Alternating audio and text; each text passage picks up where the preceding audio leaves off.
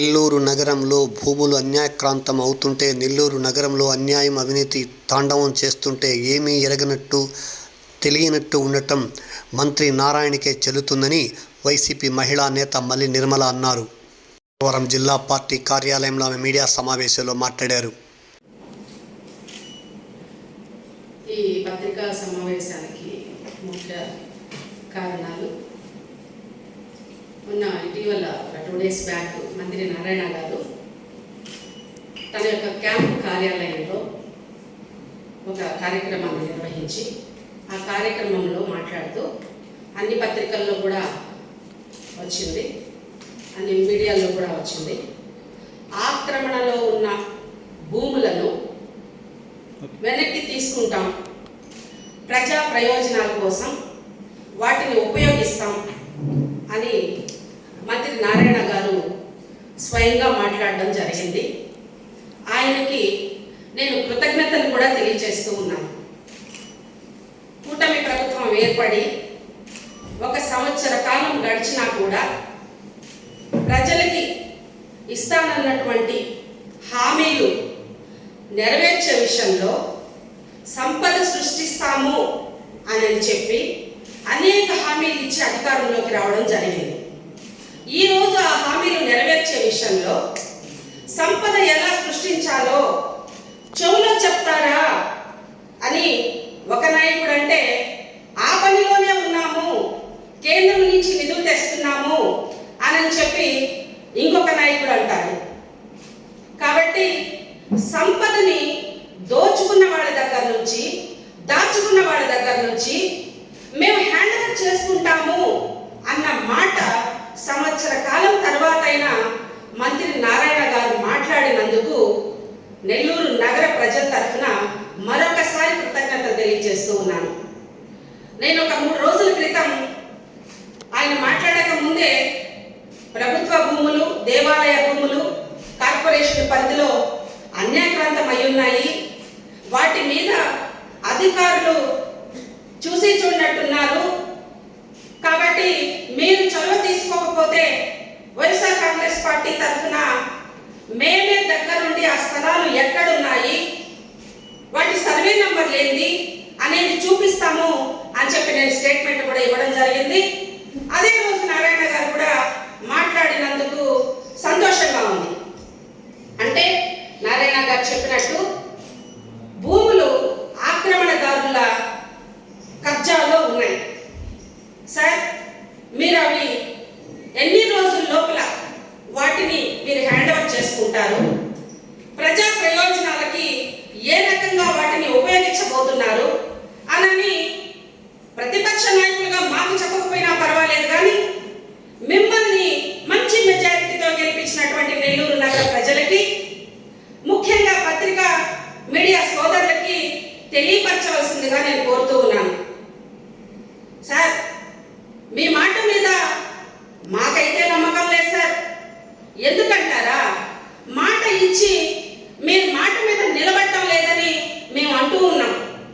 ఎందుకనంటే ఈ మధ్య బర్మాషాల గుంటలో పేదల ఇళ్ళని హడావిడిగా సాయంత్రానికి ఖాళీ చేయమని చెప్పినప్పుడు మీరు స్పందించలేదు. వాళ్ళకి ఎక్కడ కూడా గూడు చూపించి ఖాళీ చేయాలన్నటువంటి చర్యలు మీరు చేపట్టలేదు. మా నాయకుడు పర్వతిరెడ్డి చంద్రశేఖర్ రెడ్డి గారు అధికారులతో మాట్లాడి, అప్పటికే అక్కడ ఒక చనిపోయినటువంటి, మరణం చెందినటువంటి వ్యక్తి కూడా ఉన్నారు, ఎత్తుపడి కూడా జరగలేదు. ఆ కుటుంబాన్ని కూడా ఎక్కాయగానే ఖాళీ చేయమంటే గ్రీవెన్స్ లో కలెక్టర్ గారిని మాట్లాడి ఆ కుటుంబాలన్నింటినీ కూడా ఆదుకుని వాళ్ళకి ఎక్కడొక్క చోట షట్టర్ చూపించే వరకు ఖాళీ చేయించకుండా చర్యలు చేపట్టినటువంటి ఘనత మా నెల్లూరు నగర వైఎస్ఆర్సీపీ ఇన్ఛార్జ్ మరియు ఎమ్మెల్సీ గారైనటువంటి పర్వతిరెడ్డి చంద్రశేఖర్ రెడ్డి గారికే దక్కింది. అంటే సమస్య మీద వెంటనే స్పందిస్తున్నటువంటి మా నాయకుడిని చూసైనా మీరు మారుతారేమో అనుకున్నాం. పేదల ఇళ్లు తొలగించడానికి హడావిడి చేసిన మీరు మరి ఆక్రమణలో ఉన్న భూముల విషయంలో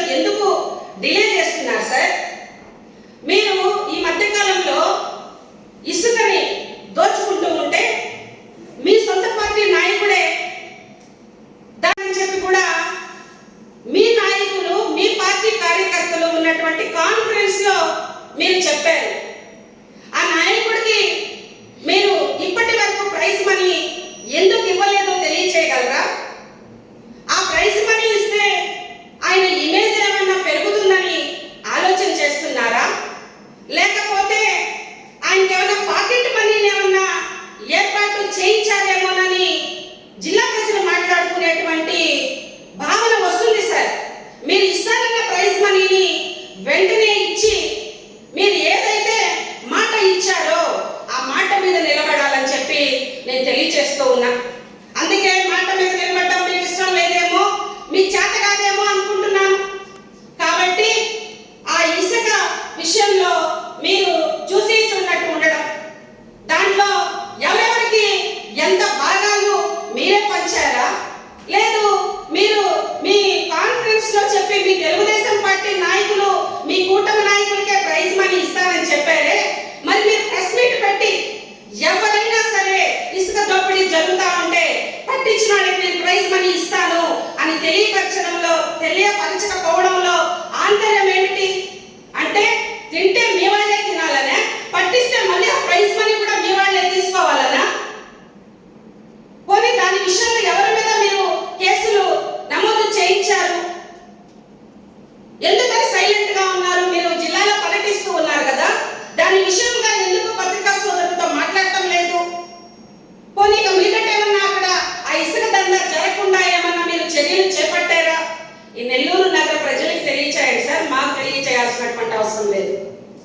పోతే మీ నాయకులే కొట్టుకొని కేసులు పెట్టుకుంటూ ఉంటే, ఏదో మా పార్టీలో నుంచి కూడా మీ పార్టీలోకి వచ్చారనుకోండి సార్, ఏదో మీ దగ్గర ప్రశాంతంగా ఉందామనో లేకపోతే మీరు ఏదైనా ఉపయోగపడతారనో మా పార్టీని వదిలేసి మమ్మల్ని మోసం చేసి కూడా మీ పార్టీలో చేరిన వాళ్ళు, మీ పార్టీలో ఉన్నవాళ్ళు, మీ పార్టీలో చేరిన వాళ్ళు కొట్టుకొని కేసులు పెట్టుకుంటా ఉంటే అసలైన రాజకీయ నాయకుల లక్షణాలు ఏమన్నా ఉన్నాయా సార్ మీలో?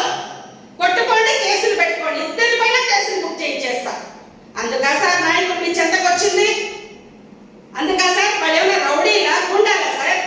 వాళ్ళకి ఏదో సమస్య వచ్చింది, ఆ సమస్యను పరిష్కరించండి. వాళ్ళకి వచ్చిన సమస్య కూడా ఇలాంటి సమస్యలు ఏమనుకుంటా, ఎక్కడో కాంప్రమైజ్ అయ్యే విషయంలోనే అనుకుంటా వాళ్ళకి వచ్చిన సమస్య కూడా. మరి ఆ సమస్యను పరిష్కరించకుండా నాయకులు కొట్టుకోండి, కేసులు పెట్టి ఇద్దరి మీద కేసులు బుక్ చేయిస్తానంటారు. ఏం రాజకీయ నాయకులు సార్ మీరు? ఇకపోతే దేవాలయ భూములు అన్యాక్రాంతం అయిపోయి ఉన్నాయని స్వయంగా ఒక 2 నెలల క్రితము సుమారు మీ పార్టీ నాయకులే ఒక డివిజన్ ఇన్ఛార్జ్ ఆ ప్లేస్ లో నిలబడి